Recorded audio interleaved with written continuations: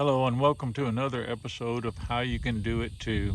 In this episode, I'm going to be replacing my string on my 20 volt Dewalt cordless weed eater. And as you can see is I went and bought pre-cut string. They are 16 foot long. So we're going to go ahead and get started. Okay, the first thing you're going to want to do is make sure the battery is not in the weed eater, and you're going to turn it on its back like so, and you're going to see these little knob right here.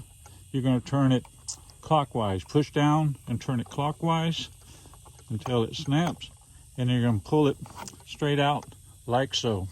And you can see it has the little tabs here and goes into the grooves here. So we'll go on to the next step.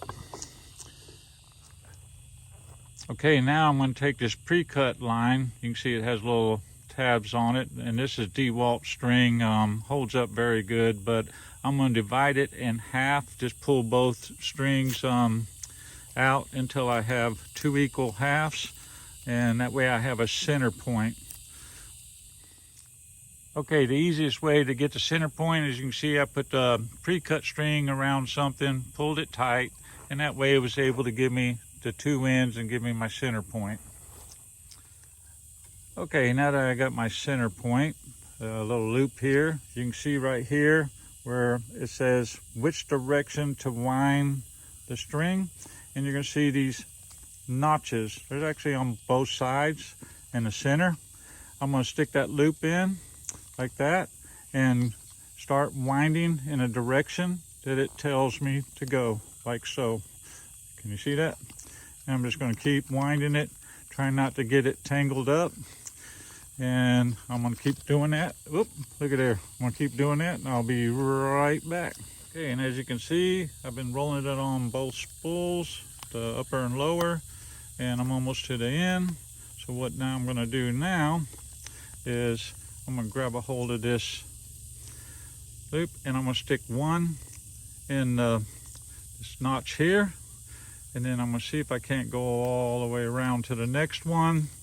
And then you can see, got that center notch, stick it in there and put it in that notch. That way it helps you hold it in place so you can feed it into the line. Okay, as you can see, as I have it wound up, got the hold here on the opposite side, hold of the weed eater.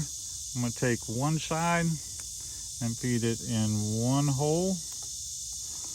Get that over like that. And then take the other side, feed it in the other hole, like so.